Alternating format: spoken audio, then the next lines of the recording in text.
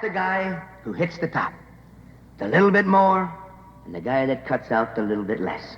If you're going to be a champion, you've got to concentrate. You've got to emphasize that which makes you a champion, and you've got to cut out anything that doesn't make you a champion. There's a tremendous statement in the Bible that says this: if your eye is in focus, your whole body's full of light. But if your eye is out of focus and blurred, your vision, your whole body's filled with darkness. You can't be great if you're confused. I remember at Innsbruck, an 81-pound girl, little 14-year-old girl, so skinny you couldn't believe it. Tears were streaming down her face. She had just lost the Olympic championship. We had sent 14-year-old kids over there because we lost 125 of the greatest skaters in the world in that airplane wreck in Belgium. Here they were, little 14-year-old kids. Peggy Fleming looked up at me. Her mother was standing next to her, and she said, "Miss Richards, I'm going to win the gold medal for America 4 years from now." Skinny little legs and little body, you wouldn't have thought it possible. For 4 straight years, 6 hours a day, 6 hours a day, Peggy Fleming whirled and turned and skated those double sow cows or chows or whatever it is, the whole bit. 6 hours a day. We went to Colorado Springs, my wife and I, to the Broadmoor Hotel where that little girl trains. Those legs began to develop. That feminine form began to come. Those great big brown eyes, that beautiful look. She won the only gold medal America won in the Winter Olympic Games. By the way, she signed a contract for $500,000. So it pays to concentrate, I'll tell you that. But the secret is concentration. If you're going to be great, nothing else can enter into it. You're willing to give up social life, anything. That's what makes them champions. I've seen some of the greatest in the world emerge. I watched a little fat, stubby-legged girl in Long Beach say she was going to be a champion. It took her quite a while, but she did become the greatest woman tennis player of all time, Billie Jean Moffitt. I watched Don Scholander. We were making a movie of this kid. I said, "Don, can you stay over? We'll have a little fun." He said, "I can if you'll promise to get me back by my 6 o'clock workout in the morning." We had to promise him that he'd be back. Why do you think Scholander won 4 gold medals, 17 years of age? Concentration, never missing those workouts, working. You want to be great in life? I'll give you the secret. There's no magic to it. It isn't a highfalutin term, but it's the essence of life. Concentrate. Concentrate. You've got to be enthusiastic to be a champion. There's got to be an inner fire. There's got to be something inside of you, a desire or something that, and here I can't define it. I'd give anything if I could define this. You know, the greatest things about human personality we can't define. You can't tell me what consciousness is, perception. What is will? What is emotion? What's motivation? We don't know what these terms mean. I can't tell you what enthusiasm is. I've been to sales rallies and I watch guys, they all jump up and down together, the guy out on the speaker's platform leading them as they say, I am enthusiastic, and they're jumping up and down. Well, I wish I could do it for you that way, too. I wish I could get you enthusiastic just by doing it. I can't tell you what it is, and I can't communicate it to you. But I can tell you what makes a man enthusiastic. Number one, you got to be fit. You got to be healthy. Men, if you want enthusiasm to grip your life, get in shape. So many people are just falling down. Their cardiovascular system is all filled up with crud.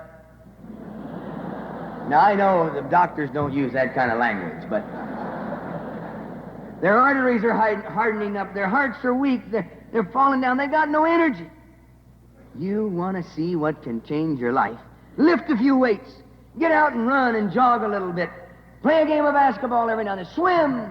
Swim for your life. Run for your life, as Curtin calls it. But watch what happens to your zest for living. You feel like a man again. Your back straightens up. You become aggressive. You feel like doing a job and you've got twice the energy to do it with. You want to be enthusiastic, get in shape. Now, number two, you got to love what you're doing. If you don't love what you're doing, you'll fail. There's got to be an inner want for the thing. I think of Jim Ryan. They caught him at 6 o'clock in the morning when they named him the Sullivan Award winner of the year.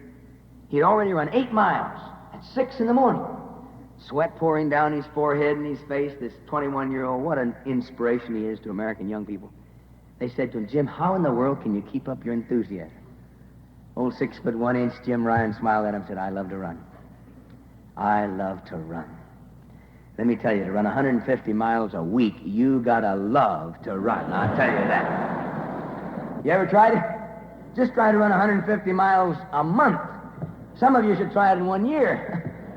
That's a rough go. That's why he's a champion. Zatopek broke 10 world records in one race. They asked him, afterwards they said, how can you go through the torture and the pain? And all those frown wrinkles broke into smile wrinkles, and old Zatopek said, I love to run. I think the greatest demonstration of love, and I've thought very carefully about this sentence, so listen to it. The greatest demonstration of love there is to help your children succeed. To help them succeed. That's love. We got a lot of children, too, in ghettos, in America, fellas, ladies. Their eyes are dull-eyed. They've beat their heads against stone walls for years. They're failing. They are failing, they are failing, they are failing. And you know what happens? Just as enthusiasm breeds success and success breeds love of life and all that, failure breeds hatred. It breeds violence. It breeds burn, baby, burn. You can't let failure smolder. I know it's tough for us to see this. Our individualism, our self-reliance. We've got to help those kids succeed.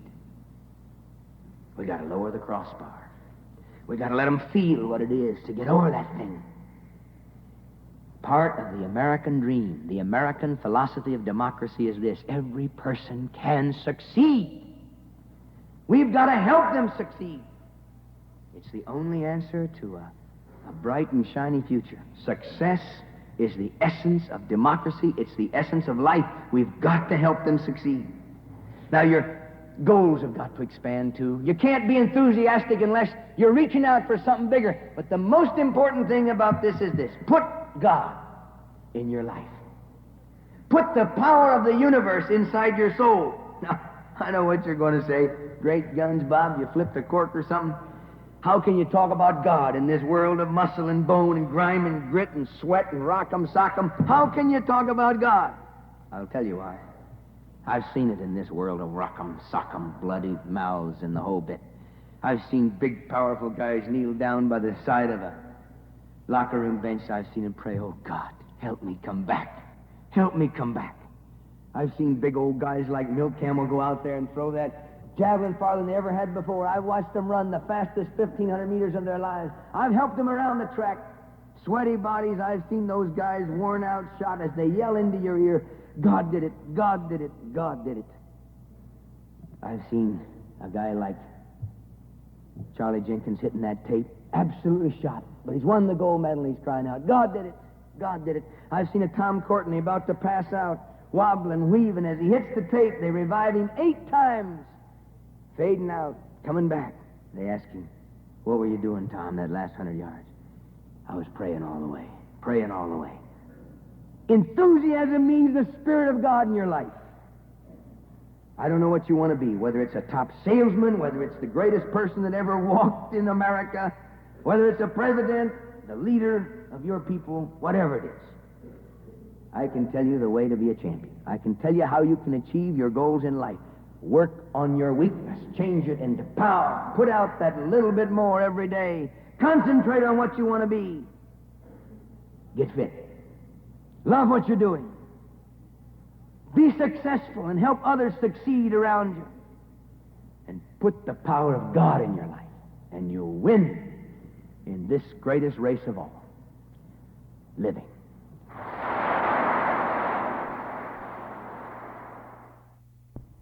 Please fast forward the tape on this side, and then you'll be all queued up for the other side. Thank you.